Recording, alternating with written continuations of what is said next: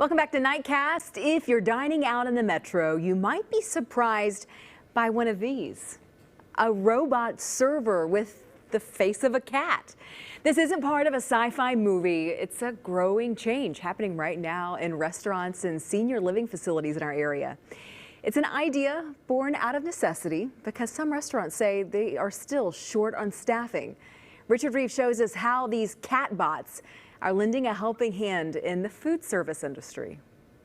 B3, dear guest, your meal is ready. 4, tray with blue light on is your meal. Bella is not your ordinary food server. Thank you. Are they good workers?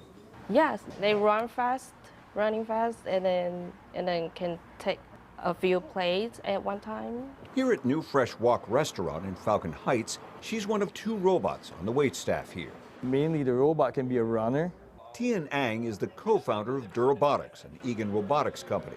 He's been renting 2 of the devices to the restaurant since June with some human backup. Like the waiter can be interacting with the customer and talking to them, be there when someone waves their hand, hey, we need something, and then they will be there. The owners here say during the pandemic, they had to close for months, then pivot to take out. During that time, they say 5 employees left to take other jobs.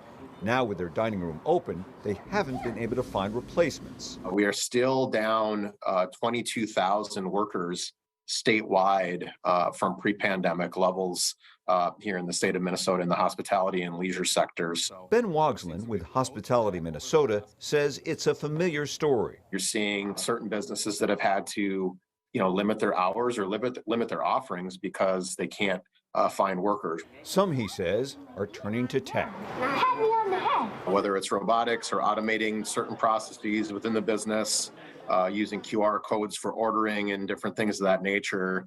There's been a lot of adaptation in this industry over the last 2-3 years. Bella needs human help too.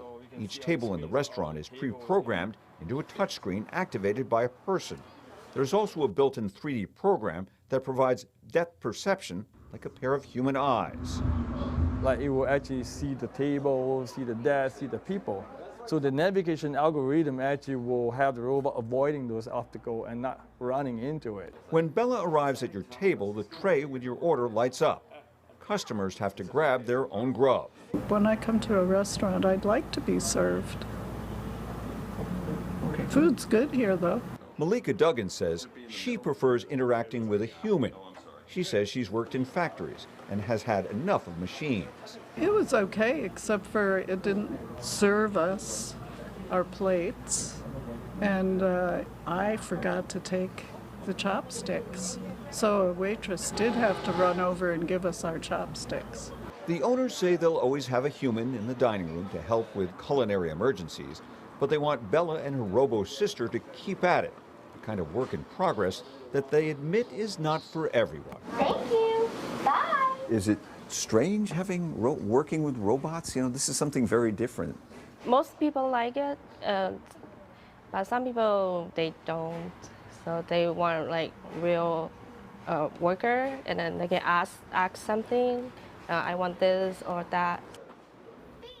And robotics says it has about 6 of the devices in circulation here in Minnesota and elsewhere in the Midwest. The units cost about $800 to rent on an open-ended plan.